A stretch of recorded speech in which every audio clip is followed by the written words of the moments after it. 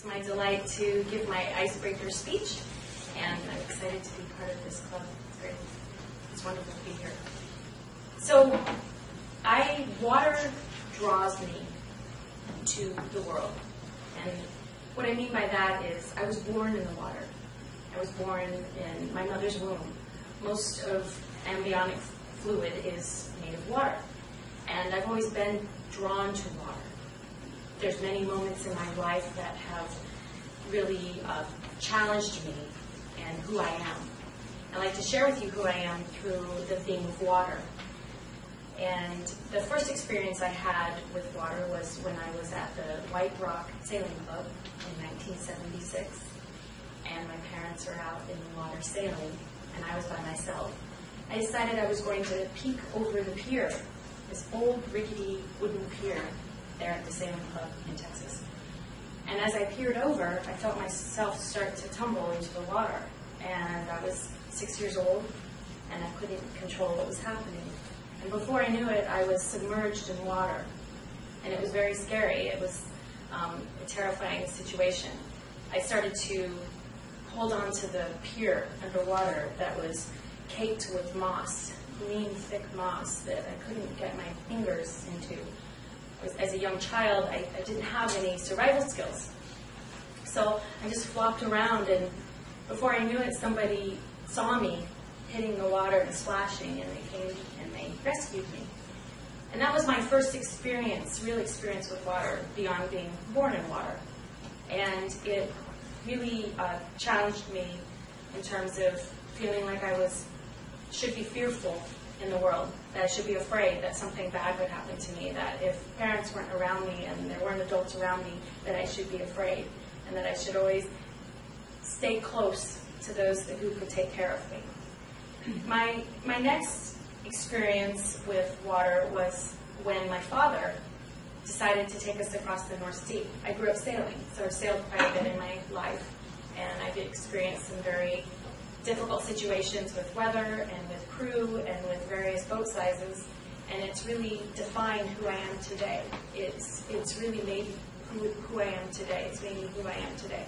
And my father decided that we were going to sail across the North Sea. The North Sea is about 400 miles wide, so it goes from Denmark to Scotland. And everyone kept telling my father, it is not cruising waters. Do not go across these waters. Well, for him, that was a challenge. And I have since learned that that's a huge part of who I am. That if you pose a challenge, then I'm most likely to step up and take it.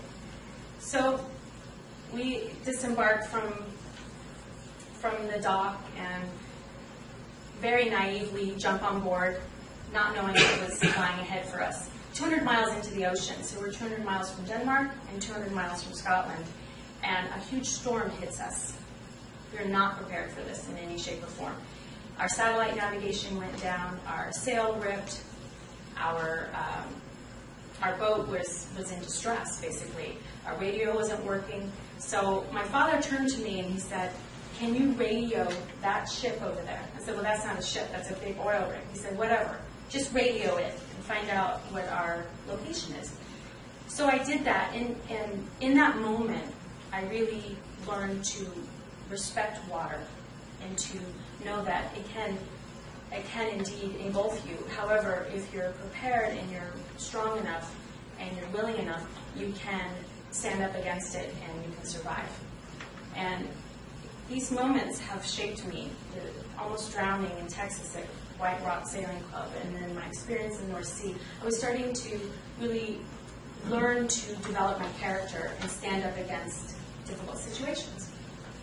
So we make it to shore, and my sister and I decide we are done with my father.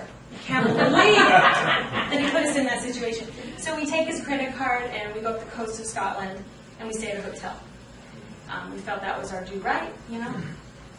Since that experience, that was so many years ago, 20 years ago, I have drawn from that experience numerous times. It's a beautiful gift that my father gave me. His willingness to risk our lives. That may sound really atrocious, but actually in the context of my life, it makes perfect sense. See, something I didn't share with you is that I'm Pisces. And Pisces, if you read your horoscopes, we're notoriously emotional. very sensitive. And that has its benefits, and it also has its disadvantages. The benefit is we experience many, many things. The disadvantage is equal to the joy is equal to the pain.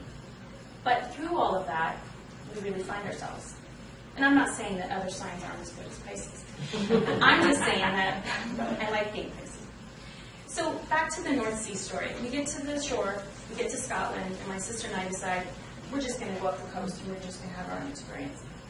And in that experience, I think that was the birth and the awakening of understanding that in life, if you're wanting certain adventures in life and you want to grow in a certain way, you must take those risks and you must take those adventures. And my father must have known that we would make it to the other side. I don't think he expected for our satellite navigation to go down or the sails to rip, but I think he knew inside he had what it took to survive. And those are skills that I've learned. And since sailing across the North Sea 20 years ago, I've had 20 other years to have other experiences, I've come to really love triathlons. I'm extremely competitive in the water. Don't worry, it's not as bad here in this. But in the water I am, because when I get in the water, it's just me in the water. And I'm moving through it, and I'm using my arms and my body. I'm using my arms and my legs and everything I have, my breath, everything for myself to get through that water as fast as I can. And when I can get to that other side as quickly as I can and I meet other people, I just have a certain sense of satisfaction.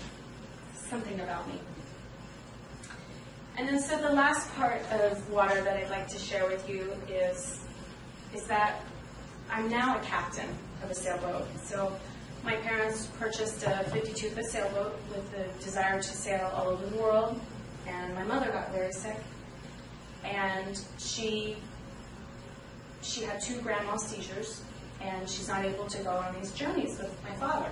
So my father has this boat that's fully equipped to travel anywhere, and now I've since become a captain of my own. But what's interesting is I'm taking those adventures and those risks, but I'm doing them cautiously. I think there's a balance in life of taking on situations, and for me that's been in the water for some reason. That's been my thing. And I have great respect for the water. If someone falls in, it's 56 degrees, between 56 and 58 degrees in Puget Sound at all times. And if you're in that water more than 10 minutes, you can, hypothermia can take over and you can drown.